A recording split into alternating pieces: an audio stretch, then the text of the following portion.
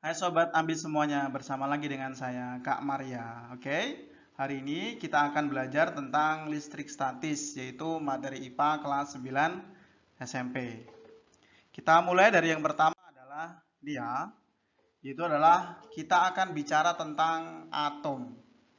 Nah, ada yang namanya benda besi, ya, ada besi, ada aluminium, ada kuningan, ada tembaga dan seterusnya. Yang membedakan benda itu semua itu apa? Yaitu adalah atomnya. Atomnya kan beda-beda ya. Nah, atomnya beda-beda. Nah, nanti kan pernah belajar yang namanya ada atom karbon, ada atom oksigen, ada atom hidrogen. Yang membedakan antara satu atom dengan atom yang lain adalah apa? Penyusun atomnya. Nah, penyusun atom itu apa? Nah, nanti akan kita pelajari di sini. Nah, itu yang pertama adalah ada proton, ada elektron, ada neutron. Gitu ya, ada proton, elektron dan neutron.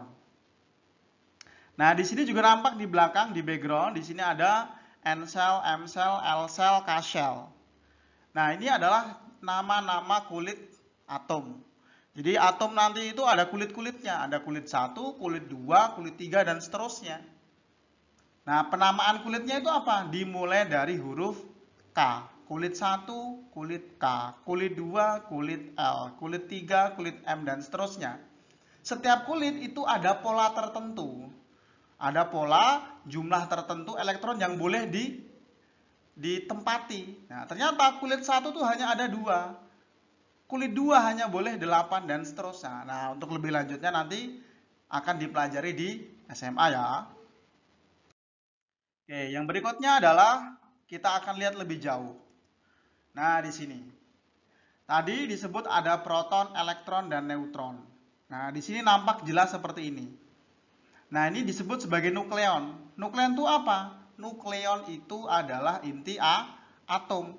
Nah, di dalam inti atom di sini ada proton dan neutron. Nah, proton itu apa? Partikel penyusun atom yang bermuatan positif. Neutron, partikel penyusun atom yang bermuatan netral. Sedangkan elektron, nah tempatnya di sini adalah di kulit atom, yaitu adalah partikel penyusun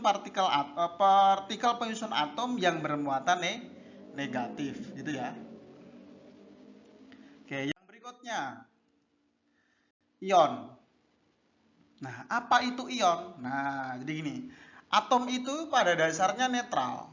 Nah, kapan atom itu disebut netral? Pada saat jumlah proton sama dengan jumlah elektron.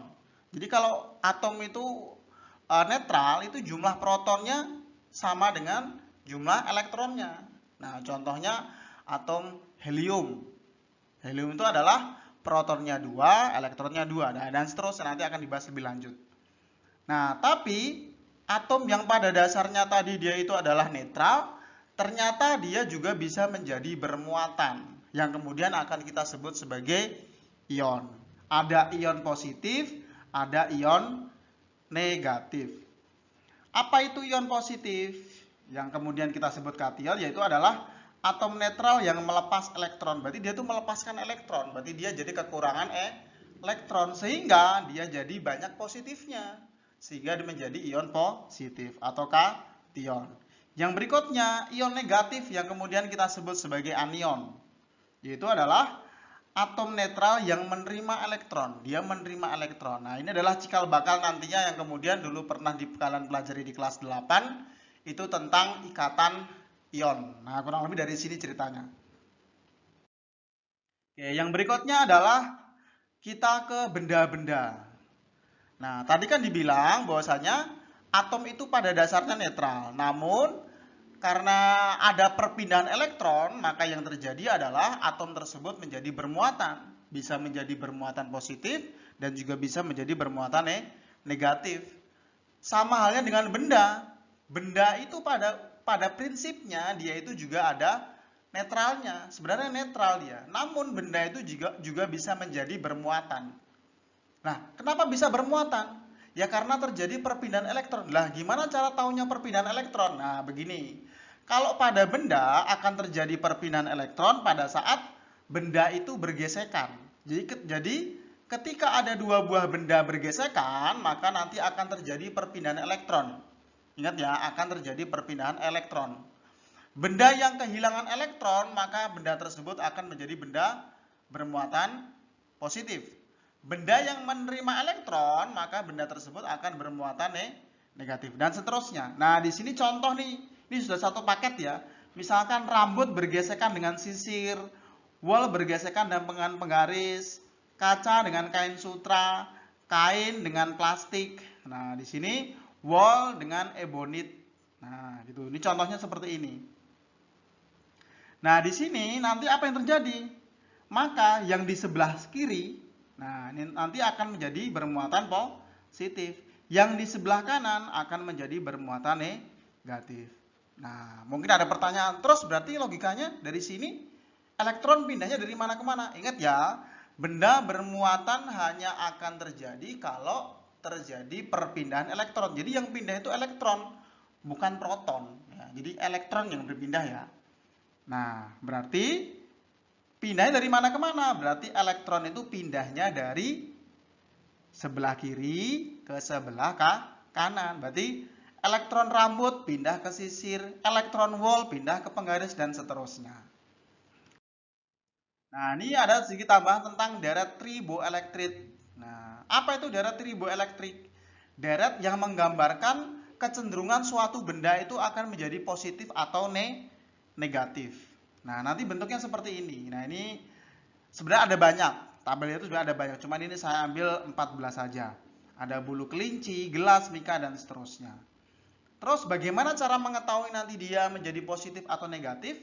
Nah, di sini ada panduannya ya. Semakin ke atas, maka dia akan cenderung menjadi positif. Semakin ke bawah, maka dia cenderung menjadi negatif.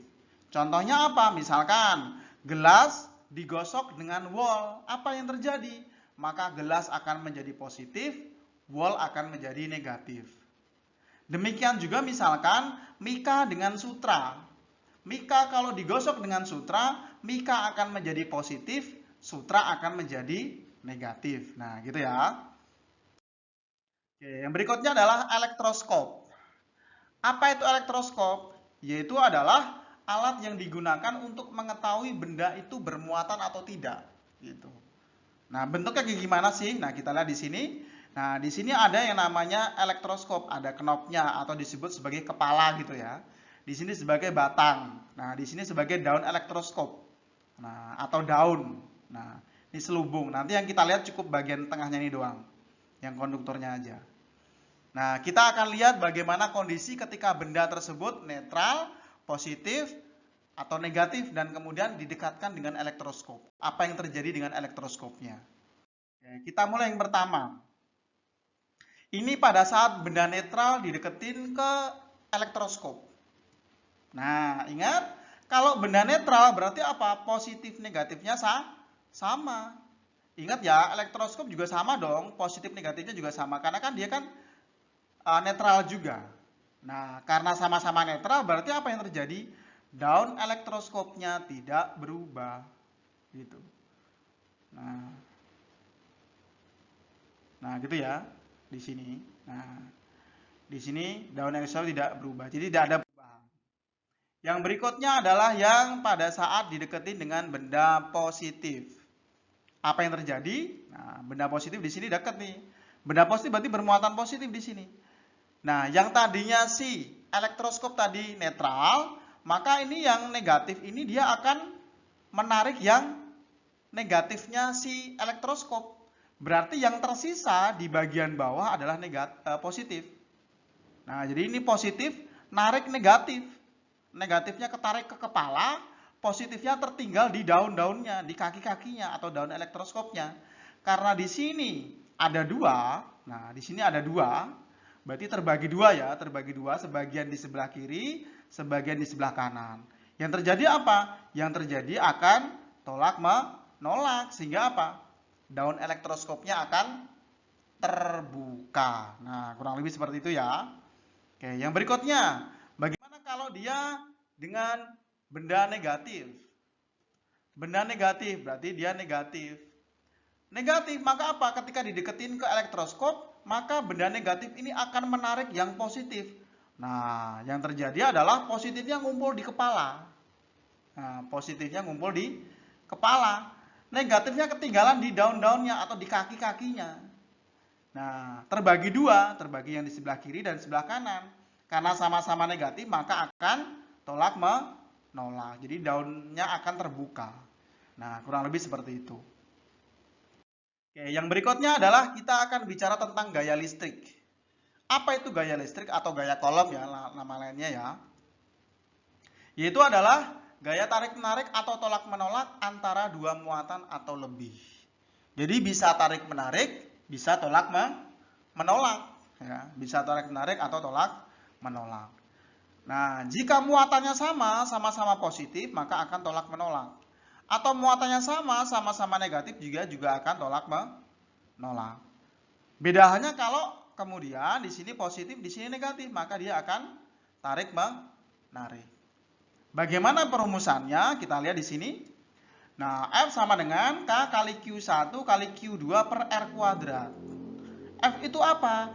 F itu adalah gaya Coulomb, K itu adalah konstanta yang nilainya adalah 9 kali 10 pangkat 9 Newton meter kuadrat per Coulomb kuadrat. Q adalah muatan, satuannya Coulomb. R adalah jarak antar muatan, satuannya adalah meter. Nanti untuk latihan nanti akan saya taruh di akhir ya. Oke, yang berikutnya adalah tentang kuat medan listrik.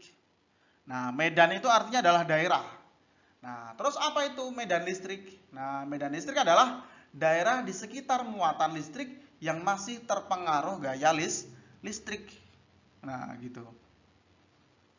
Nah, tadi muatan ada dua. Ada muatan positif, ada juga muatan negatif.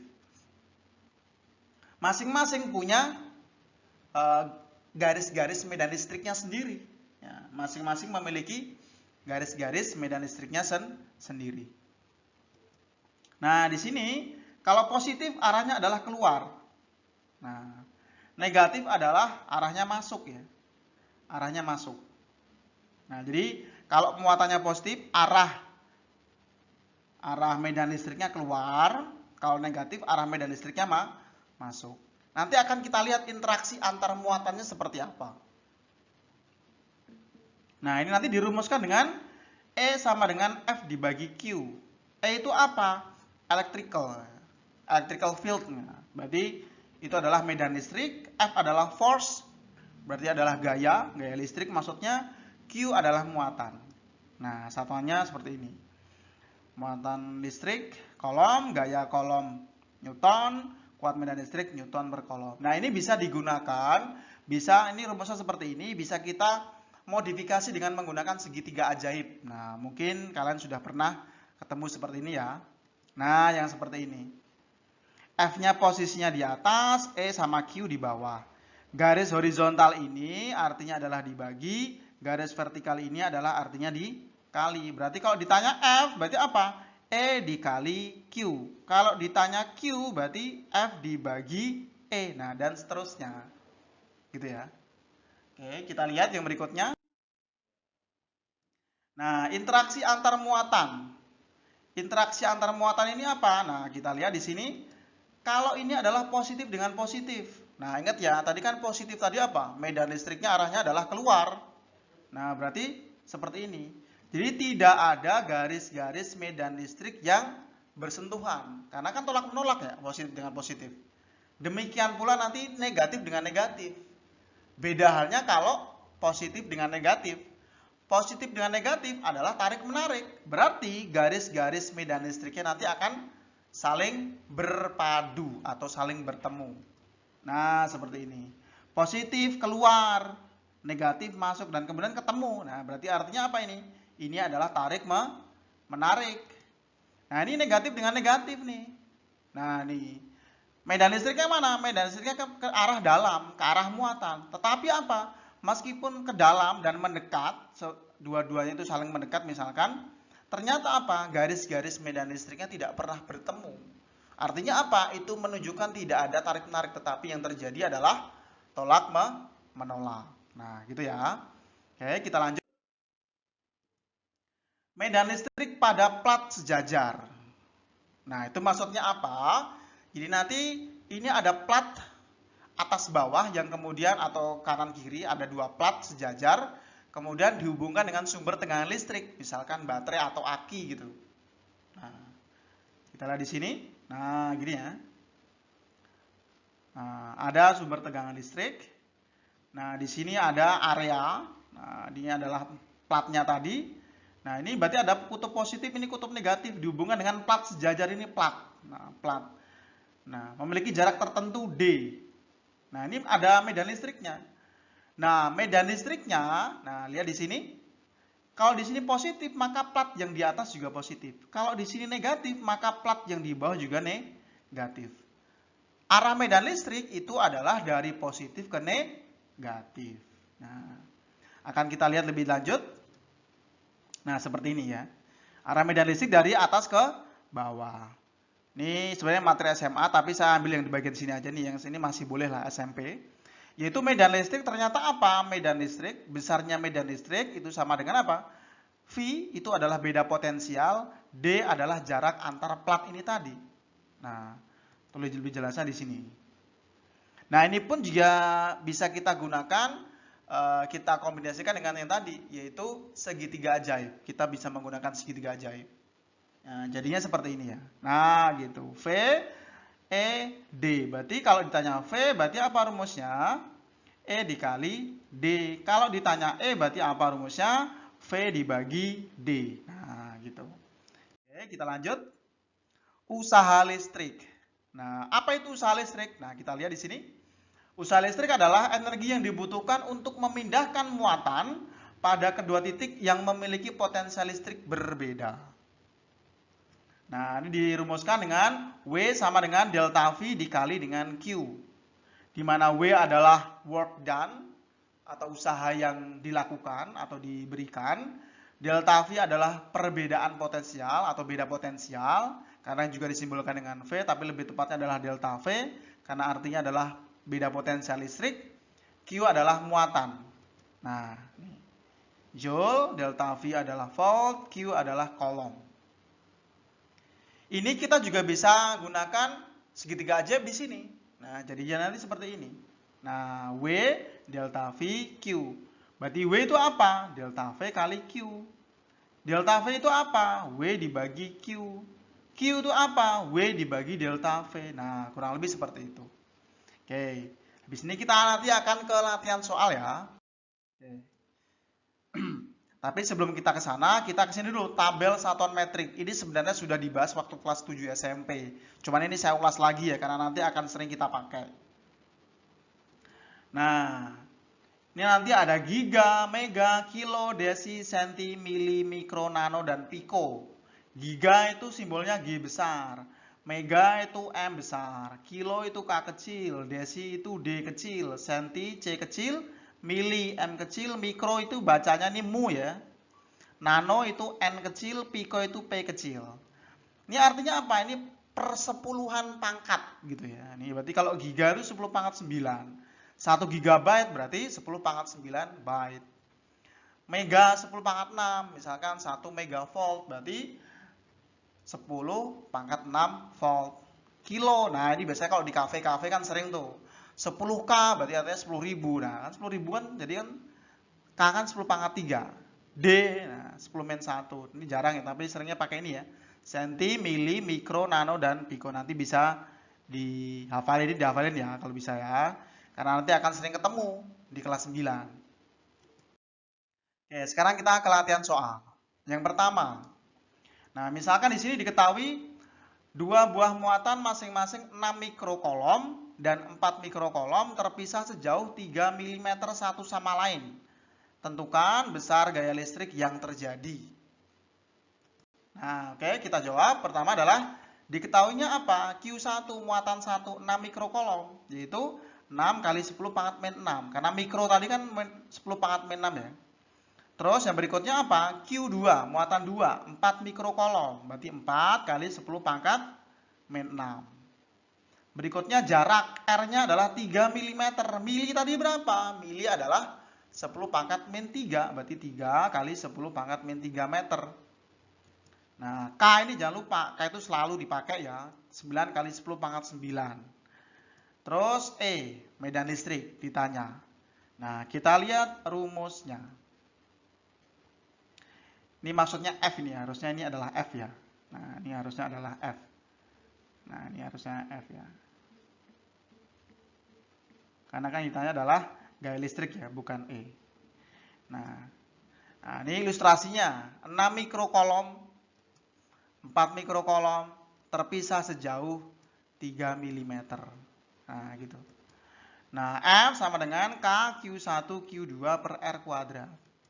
Nah, kita masukin angkanya. 9 kali 10 pangkat 9, 6 kali 10 pangkat min 6, 4 kali 10 pangkat min 6. Nah, di sini 3 kali 10 pangkat min 3 kuadrat. Ingat ya, kalau 3 dikuadratin jadi 9. 10 min pangkat min 3 dikuadratin jadi 10 pangkat min 6. Ini nanti akan lebih mudah kalau kalian sudah mahir tentang itu ya, perpangkatan. Materi kelas 9 matematika juga ya. Oke, di sini. Nah, gitu ya. 3 dikuadratin berarti 9. 10 pangkat min 3 kalau dikuadratin jadi 10 pangkat min 6. Nah, di sini berarti ada yang bisa kita coret dong. Nah, lihat di sini. 9 sama 9 ini bisa dicoret. 10 pangkat min 6 dengan 10 pangkat min 6 juga bisa dicoret. Nah, tinggal ini dong. Nah, terus lihat baik-baik di situ. 10 pangkat 9 sama 10 pangkat min 6. Nah, berarti bisa kita jumlahkan 9 tambah min 6 jadi 3 ya. Berarti tinggal 6 kali 4. 6 kali 4 berapa? 24 10 pangkat 3 Newton. Nah, gitu ya. Yang berikutnya adalah nih. Sebuah muatan 8 milikolom berada dalam daerah bermedan listrik mendapatkan gaya listrik sebesar 24 Newton.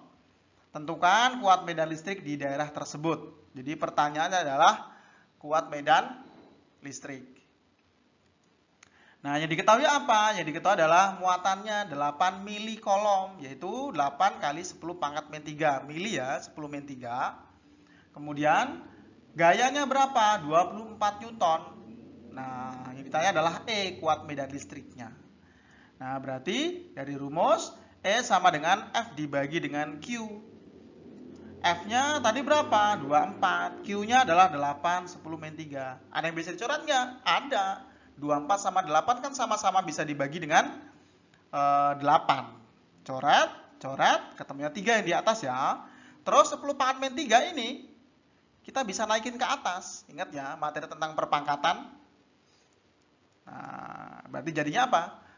Berubah tanda, yang tadinya negatif akan menjadi positif. Jadinya adalah 3 kali 10 pangkat 3 Newton per kolom. Oke, kita yang berikutnya. Oke, berikutnya adalah sebuah muatan 3 milikolom berada di antara plat sejajar yang terhubung sumber tegangan sebesar 20 volt. Jika jarak antar plat tersebut adalah 5 mm, tentukan besar medan listrik dan gaya kolom yang dialami muatan tersebut. Nah, di sini berarti yang diketahui Q sama dengan 3 milikolom, berarti sama dengan 3 kali 10 pangkat min 3 kolom. Kemudian V-nya berapa? 20 volt gitu. Yang ditanya adalah medan listrik dan gaya kolom. Oh ya, tadi D-nya lupa. D-nya 5 mm, mili berarti 5 kali 10 pangkat min 3. Ini harusnya mili kolom ya.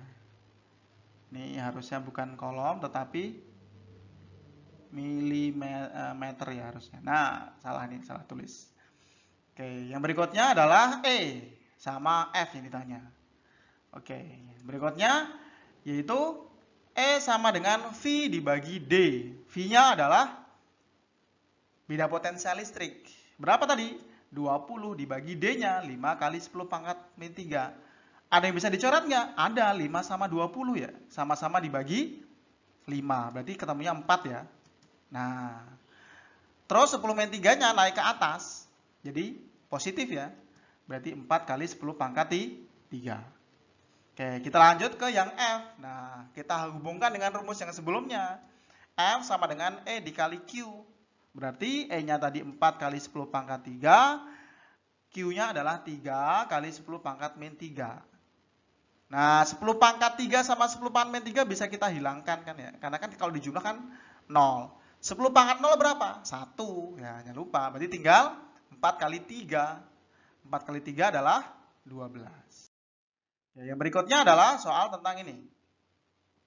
Sebuah muatan 4,5 mikrokolom akan dipindahkan dari titik A ke titik B dengan beda potensial sebesar 20 kV. Tentukan usaha yang diperlukan untuk memindahkan muatan tersebut. Nah, di sini berarti yang diketahui adalah apa? Muatan 4,5 mikrokolom. Mikro berarti berapa? 10 pangkat min 6. 4,5 kali 10 pangkat min 6 kolom. V-nya adalah 20 kilovolt. Kilovolt. Kilo itu adalah berapa nih? 10 pangkat 3. Intinya adalah usahanya berapa. Berarti W sama dengan delta V kali Q. Berarti 20 kali 10 pangkat 3 dikali dengan 4,5 kali 10 pangkat min 6. Nah, dicoret nih di sini. Kalau bahasanya dijumlahkan ya.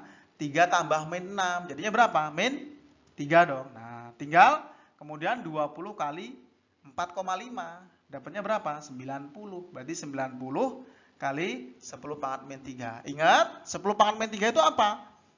Dalam bentuk satuan metriknya tadi. Yaitu mili. Berarti bisa diganti dengan 90 milijoule. Oke, untuk hari ini itu aja dari saya. Terima kasih semuanya. Semangat belajar.